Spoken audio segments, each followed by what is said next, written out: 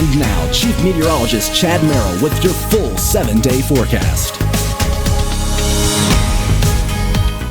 And welcome back to Newswatch, folks. We are tracking a bit of gusty winds across the region, not enough to create power outages, but enough to make a crosswind on Route 19 and I-64. Strongest winds will stay west of the Greenbrier Valley, those gusts 24 miles an hour.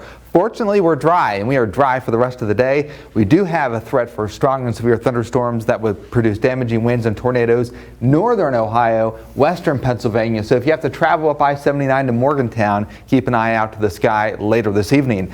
Temperatures are in the low 70s, and it feels very comfortable because our dew points have dropped today. Now, the forecast going forward, the breeze will settle down. It'll be in the lower 50s when you wake up tomorrow with bright blue skies in the morning.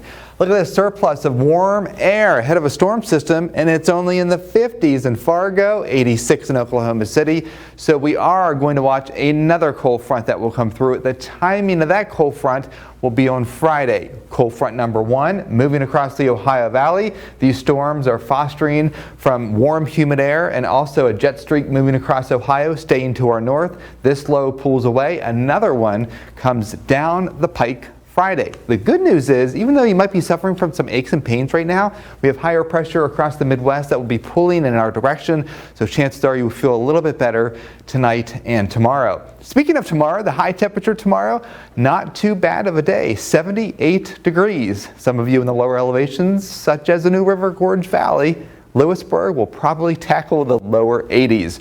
Friday, showers and storms come through. Not expecting severe weather or flooding, but yes, there will be a few downpours just like we had yesterday. On the backside of that, folks, is when we have a turn of events. Temperatures will cool down a bit, and the nighttime lows will also dip down a bit. So we do have that threat of frost early next week. This low pressure on Sunday will skirt just to our south, so we are looking for a dry weekend across the region. Next threat of rain will come during the middle part of next week with another cold front. So not too much of a utilization or change in the barometric pressure going forward.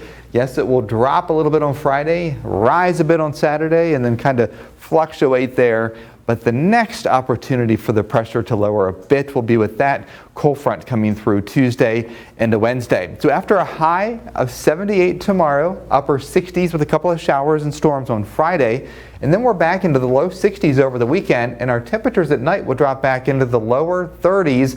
That will be late this weekend and early next week, and you don't need a temperature of freezing to produce frost, so a little bit of frost early next week, so just keep that in mind if you have any plants that are out there. All right, now too, you mentioned like frost can kill these plants, but when do you think, your expert opinion, when do you think the last frost of the season will be? I think that'll be right around April 28th or 29th. All right, that's coming up real soon. I guess we don't have to be that much more patient. Yeah. All right, now we have more news and weather and sports coming up your way after the break.